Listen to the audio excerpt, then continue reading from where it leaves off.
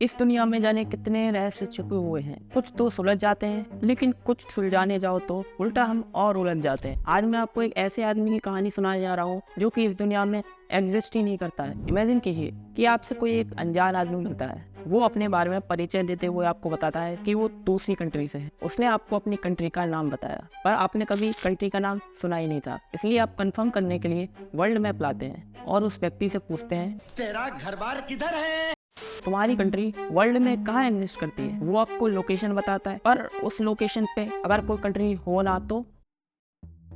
जुलाई 1954, Japan. गर्मियों का मौसम था, सब कुछ ठीक चल रहा था। टोक्यो इंटरनेशनल एयरपोर्ट पर फ्लाइट आती जाती रह रही थी। दोपहर 12:30 बजे एक ऐसी फ्लाइट आती है जो कि लैंड करने वाली होती है। फ्लाइट पर बैठे हुए सभी लोग चेक काउंटर की तरफ जा रहे होते हैं। वहाँ के एयरपोर्ट स्टाफ मेंबर सब लोगों के पासवर्ड चेक कर रहे थे। तभी उन्हें एक ऐसा यात्री मिला जिसको देखकर उनकी आंखें फटी की फटी रह गईं। उस व्यक्ति के पासपोर्ट पे कंट्री का नाम टॉरेट लिखा हुआ था। उन ऑफिसर्स ने कभी इस कंट्री का नाम ही नहीं सुना था।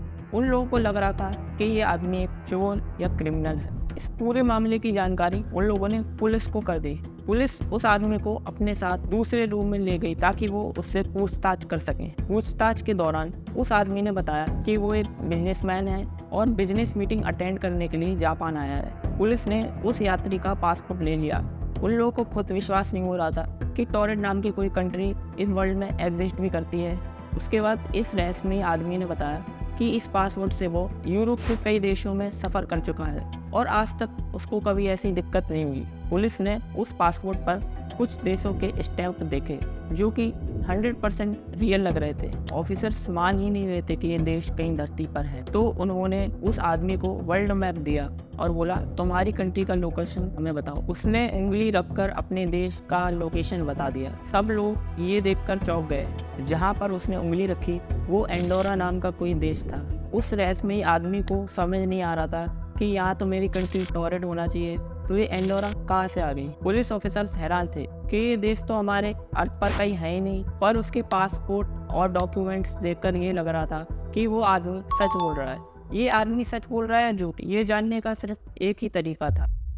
पुलिस ने उस आदमी से पूछा कि तुम जापान किससे मिलने आए हो, तुम्हारा जापान में क्या काम। उस रहस्यमयी आदमी ने बताया कि वो जापान में बिजनेस मीटिंग के सिलसिले में आया है। पुलिस ने कंपनी का एड्रेस लिया और कंपनी के पास पूछताछ के लिए पहुंच गए। पूछताछ के दौरान कंपनी ने उस रहस्यमयी व्यक्ति को पहचानने से इनकार कर दिया। उस रहस्यमयी आदमी ने फिर होटल का भी पता दिया जहां पर उसने बुकिंग कराई थी, पर होटल वालों ने भी साफ साफ मना कर दिया, ये बोल के कि इस नाम का कोई बुकिंग है ही नहीं। पुलिस ऑफिसर्स को 100% शक हो गया था कि ये कोई छोटा मोटा क्रिमिनल नहीं, ये बहुत पहुंचा हुआ क्रिमिनल है जो कि अपनी पहचान छुपा रहा है। ये आदमी हर चाल फेरी में एक्सपर्ट है। ये जापान कोई बड़ी घटना को अंजाम देने वाला है। उन लोगों ने इस रहस्यमयी आदमी का सारा सामान जब्त कर लिया और उसको एक होटल के कमरे में बंद कर दिया और उस कमरे के चारों तरफ टाइट सिक्योरिटी लगा दी। अगले दिन पुलिस होटल में दोबारा आई, लेकिन पुलिस क्या देखती है कि वो रहस्यमयी आदमी कमरे में है ही नहीं। कुछ रहस्यमयी तरीके से वो गायब हो गया है। पुलिस ऑफिसर्स की टाइट सिक्योरिटी के बावजूद भी वो आदमी रहस्यमयी तरीके से गायब हो गया। यहाँ तक कि जो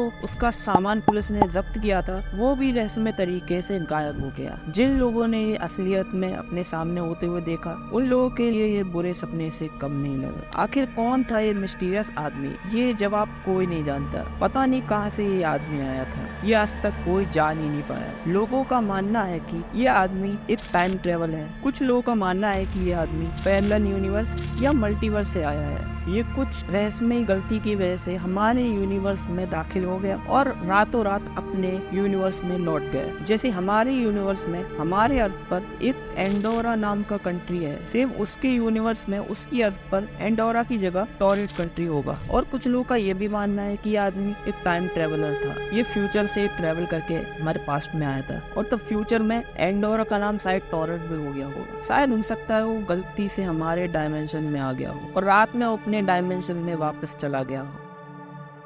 तो दोस्तों ये थी कहानी मिस्टीरियस टॉरेट मैन की। सवाल तो बहुत है, लेकिन करंटली हमारे पास इसका कोई जवाब नहीं है। आप लोगों को क्या लगता है कि वो आदमी पैरेलल यूनिवर्स से आया है या फिर वो टाइम मशीन यूज करके आया है या फिर ये सब एक झूठ वहम है? अपना ओपिनियन मुझे कमेंट सेक्शन में जरूर बताइए। और मल्टीवर्स के बारे में जानना चाहते हैं तो हमारी ये वाली वीडियो पर क्लिक कर सकते हैं।